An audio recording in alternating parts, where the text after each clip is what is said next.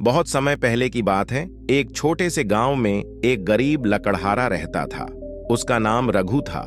रघु अपनी पत्नी और 2 छोटे बच्चों के साथ एक साधारण झोपड़ी में रहता था। उसकी जिंदगी बहुत कठिनाइयों से भरी थी, लेकिन वह एक मेहनती और ईमानदार इंसान था। रघु की रोजी रोटी जंगल से लकड़ियां काटकर बेचने पर निर्भर थी। हर सुबह सूरज उगने से पहले वह अपनी कुल्हाड़ी लेकर जंगल की ओर निकल पड़ता था। वह दिन भर कठोर परिश्रम करता और जो लकड़ियां काटता उन्हें पास के बाजार में बेचकर अपने परिवार के लिए रोटी का इंतजाम करता। रघु का जीवन बहुत कठिन था।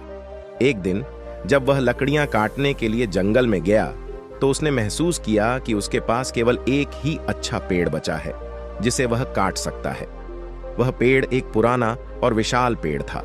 रघु ने सोचा कि अगर वह इस पेड़ को काटता है तो उसे बहुत सारी लकड़ियां मिलेंगी जो वह बाजार में बेच सकता है और जिससे उसे अच्छी कमाई हो सकती है।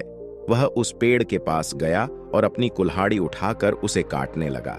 जैसे ही उसने कुछ वार किए, अचानक उसके हाथ से कुल्हाड़ी छूट गई और वह पास की नदी में गिर गई। रघु ने कुल्हाड़ी को नदी में गिरते देखा और वह परेशान हो गया।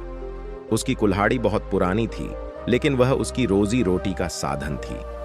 रघु ने निराशा से नदी के किनारे बैठकर सोचा, अब मैं क्या करूंगा? मेरी कुल्हाड़ी के बिना मैं कैसे काम कर पाऊंगा? वह यह सोचकर बहुत उदास हो गया कि उसके पास कुल्हाड़ी खरीदने के लिए पैसे भी नहीं हैं। उसकी आंखों में आंसू आ गए और उसने अपने भाग्य को कोसना शुरू कर दिया। तभी अचानक नदी के पानी से एक सुंदर और तेजस्वी परी प्रकट हुई। उसने रघु से पूछा, तुम इतने दुखी क्यों हो लकड़हारे? रघु ने परी को अपनी दुख भरी कहानी सुनाई और कहा, मेरी कुल्हाड़ी नदी में गिर गई है और अब मैं बिना कुल्हाड़ी के अपने परिवार के लिए रोटी का इंतजाम कैसे कर पाऊंगा? परी ने उसकी बात सुनी और मुस्कुराते हुए बोली, तुम चिंता मत करो, मैं तुम्हारी कुल्हाड़ी खोज कर लाती हूं। यह कहकर परी नदी में गई और थोड़ी देर बाद वह सोने की एक चमकदार कुल्हाड़ी लेकर लौटी। उसने रघु से पूछा, क्या यह तुम्हारी कुल्हाड़ी है? रघु ने सोने की कुल्हाड़ी को देखा, लेकिन उसने ईमानदारी से जवाब दिया, नहीं, यह मेरी कुल्हाड़ी नहीं है। परी ने फिर से नदी में गोता लगाया और इस बार वह चांदी की कुल्हाड़ी लेकर आई। उसने फिर पूछा, क्या यह तुम्हारी कुल्हाड़ी है? रघु ने फिर से सिर हिलाते हुए कहा, नहीं, यह भी मेरी कुल्हाड़ी नहीं है। अंत में परी ने तीसरी बार नदी में गोता लगाया और रघु की पुरानी लोहे की कुल्हाड़ी लेकर आई। उसने रघु से पूछा, क्या यह तुम्हारी कुल्हाड़ी है? रघु की आंखों में खुशी के आंसू आ गए। उसने अपनी कुल्हाड़ी को पहचानते हुए कहा, हां, यही मेरी कुल्हाड़ी है।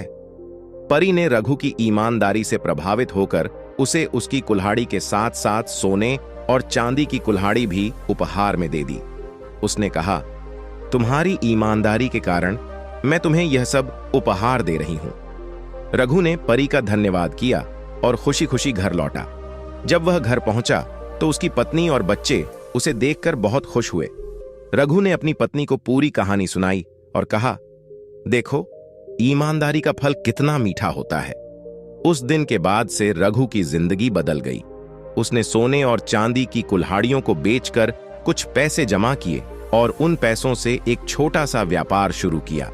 उसकी मेहनत और ईमानदारी से व्यापार में तरक्की हुई और वह अपने परिवार के साथ खुशहाल जीवन जीने लगा। इस कहानी से हमें यह सीख मिलती है कि जीवन में कठिनाइयों के बावजूद अगर हम ईमानदार और मेहनती रहते हैं तो हमारे अच्छे कर्मों का फल हमें अवश्य मिलता है। रघु की तरह हमें भी ईमानदारी और सच्चाई के रास्ते पर चलना चाहिए, चाहे परिस्थिति कैसी भी हो। ईमानदारी न केवल हमें मुश्किलों से निकालती है, बल्कि हमारे जीवन को सुख और संतोष से भर देती है।